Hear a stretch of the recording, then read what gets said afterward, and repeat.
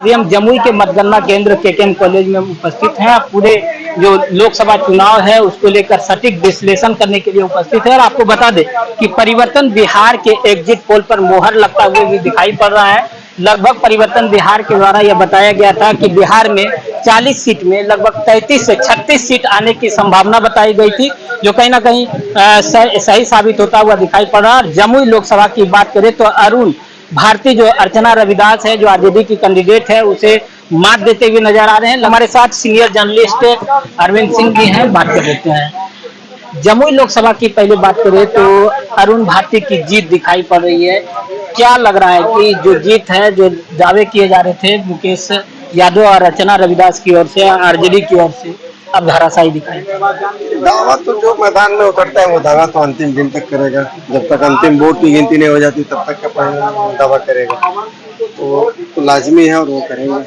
तो क्या लगता है क्या कारण रहा होगा जो कि वोटिंग परसेंटेज घटने के बावजूद भी एनडीए को, जो यहाँ एनडीए के जो प्रत्याशी हैं उनकी जीत दिखाई? वोटिंग परसेंटेज घटने का ये मतलब थोड़ा था कि सारा वोट घट गया एनडीए का। वोटिंग परसेंटेज 6% कम हुआ, तो 6% वोट का तो 6% ही लगा ना। पिछले चुनाव में आप देखेंगे तो 55.7% वोट एनडीए को मिला था।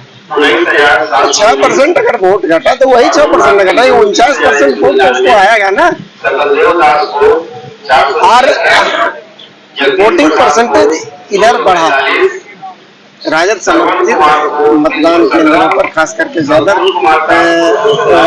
बाहुल्य मतदान केंद्रों पर वोटिंग परसेंटेज बढ़ा और काफी जागरूक होकर के उन लोगों ने वोट किया और कराया। 19 तारीख को जब मतदान हुआ था उसी वक्त से आपने अनुमान जो लगाया था कि लगभग 1.5 लाख का आंकड़ा छुए गए एनडीए कैंडिडेट यहाँ पे, तो अब वह सही दिखाई पड़ रहा है। कई लोगों का अनुमान यहाँ फेल होते हुए दिखाई पड़ रहा है, तो ऐसे में क्या अनुमान होता है ये मैं नहीं कह सकता। मैं अपना जो अनुभव है, लगभग 2000 से मैं पत्रकारिता में हूँ और राजनीति बीट जो है उस पर मेरी पकड़ रही है और मैं इसको गहराई से अध्ययन करता हूँ। मैं बूथ वाइज बूथ अध्ययन करता हूँ। मैं ऐसे बता रहा हूँ कि जो ज्यादा मतदान केंद्रों पर वोटिंग हुई, बम्पर वोटिंग हुई, ऐसे थोड़े मैं बता रहा हूँ। एक ऐसा भी मतदान केंद्र था जहाँ 81.4% मतदान हुआ, उसके बावजूद भी यहाँ पे आखिर जो वोट रहेगा उसी में ना।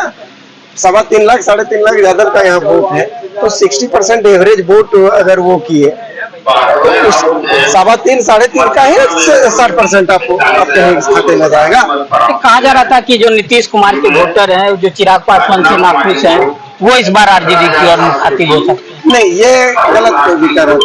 वो कहना बिल्कुल गलत था और वो कहीं से भी उचित नहीं था। नीतीश कुमार के जो वोटर थे उन्होंने चुपचाप छाप किया। अरे बिहार की बात करें तो 39 सीट पिछले बार लोकसभा में चुनाव में एनडीए की जीत हुई थी, अब 34-35 का आंकड़ा होगा।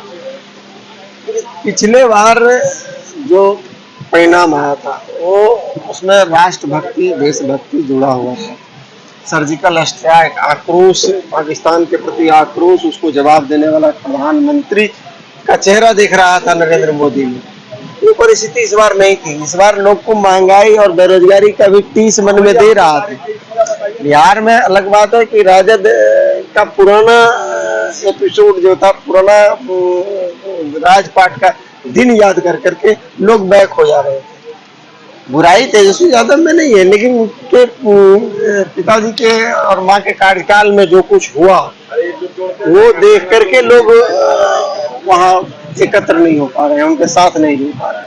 तो यही वजह होगी कि यूपी में बहुत अधिक सीट घटने का वजह, यूपी में सबसे अधिक सीट घटा है वहाँ पे।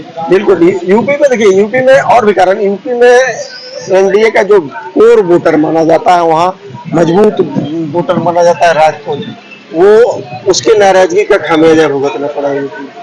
आप देख लीजिएगा, पूरा जब विश्लेषण कीजिएगा पूरे समझ आएगा। तो धनंजय सिंह और ब्रजभूषण सिंह प्रकरण और राजस्थान में भी आपको देखिए झटका लगा है, गोगा मेडी प्रकरण, ये काफी नुकसान पहुंचाया है बीजेपी को। इसकी भरपाई नहीं हो सकती। कि दूसरे आपसे जुड़े नहीं, लेकिन जो अपने आपके कोर वोटर थे वो टूट गए। तो राम मंदिर इस बार बहुत बड़ा फैक्ट नहीं बन पाया। नहीं, ये बहुत ज्यादा, आप भी घूमे होंगे, मतदाताओं से बात किए होंगे, राम मंदिर के नाम पर वोट करने वाले बहुत कम लोग थे।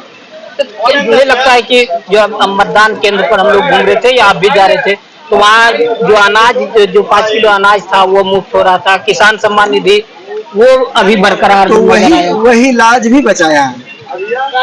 5 किलो अनाज और किसान सम्मान निधि में 2000 रुपया जो है वही लाज बचाया है। तो ये थे हमारे साथ सीनियर जर्नलिस्ट हैं दैनिक जागरण के अरविंद सिंह हैं, जिन्होंने साफ तौर पे बिहार की राजनीति को लेकर विश्लेषण, सटीक विश्लेषण दिया है।